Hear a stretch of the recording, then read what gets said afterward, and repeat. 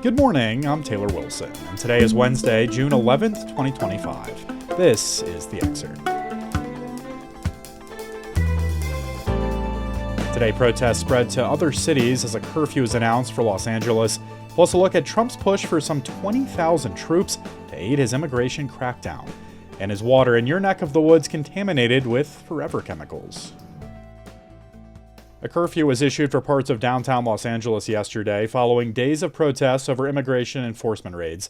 Mayor Karen Bass said the curfew was announced to stop bad actors who are taking advantage of the president's chaotic escalation. Meanwhile, defense officials said the Pentagon is spending $134 million to deploy National Guard troops and Marines to the area. Protests have also spread this week to a number of U.S. cities, including New York, Austin, and Chicago. Still, as USA Today national correspondent Trevor Hughes told me, as he prepared to depart Los Angeles yesterday, things have simmered down since erupting over the weekend. Thanks for joining me again, Trevor. You bet.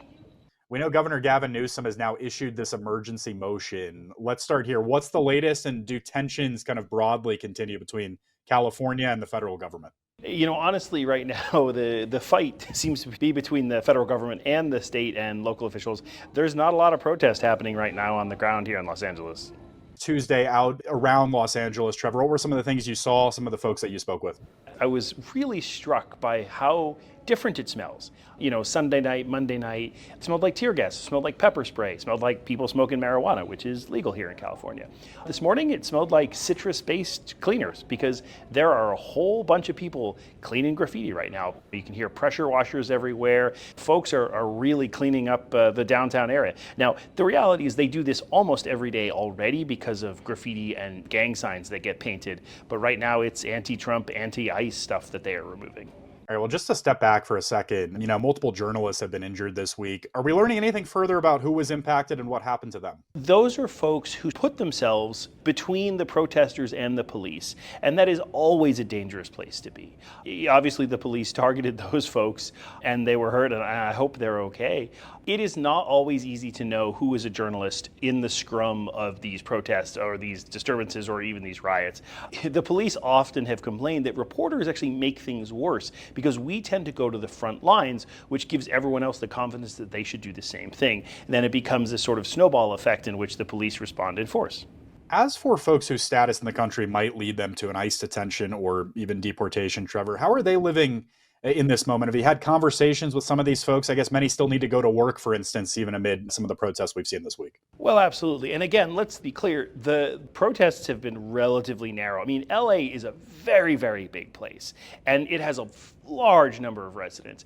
And so the vast majority of people here are going to work during their normal lives. You know, the media, ourselves included, have maybe done folks no service by showing the same cars burning over and over and over again. There haven't been that many cars burned down. There haven't really been buildings burned down. It has not been as widespread as perhaps the perception is.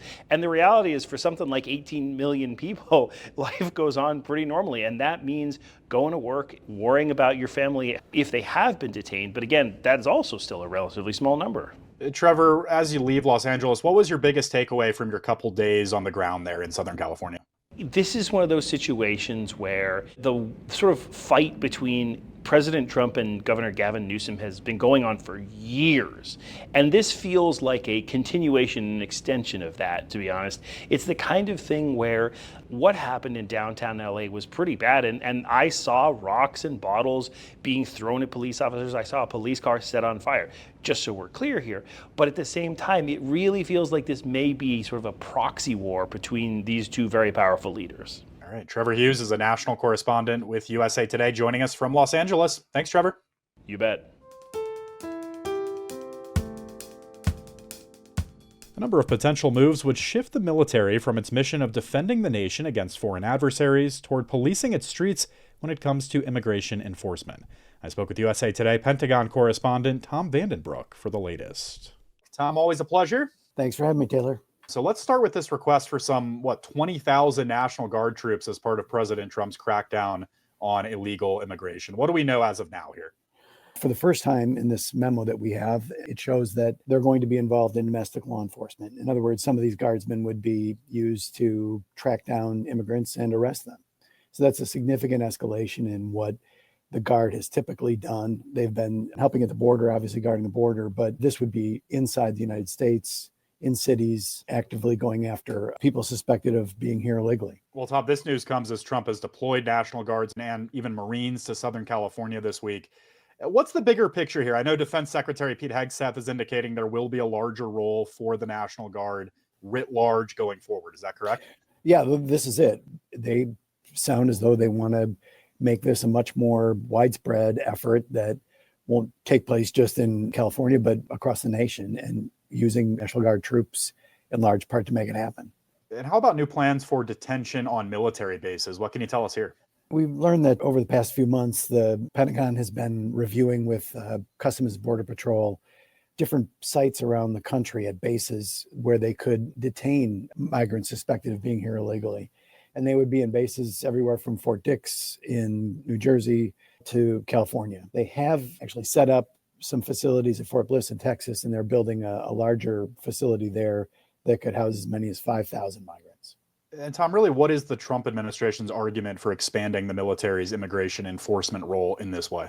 Well, that they need the help, that they're overwhelmed. They don't have enough, Customs and Border Patrol. DHS needs the added manpower to do this, and the Guard is situated to be able to help them. So they see this, as Trump has said before, an invasion, and that's the way they're viewing it. And they use some fairly novel legal justifications to do it. But so far, they're being challenged in court, but nothing has come through on that front yet. What are you seeing or hearing from critics on some of these issues, Tom?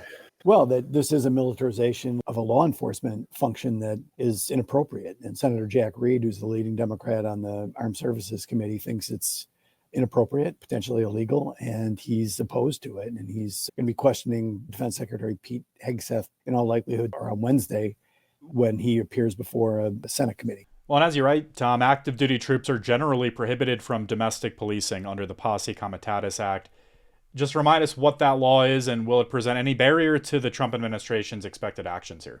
The Posse Comitatus Act prevents, generally speaking, active duty military from law enforcement within the United States. There are certain circumstances in which they can do it, and one of them is if Trump were to evoke the 1807 law called the Insurrection Act, and that would be to put down a rebellion inside the United States.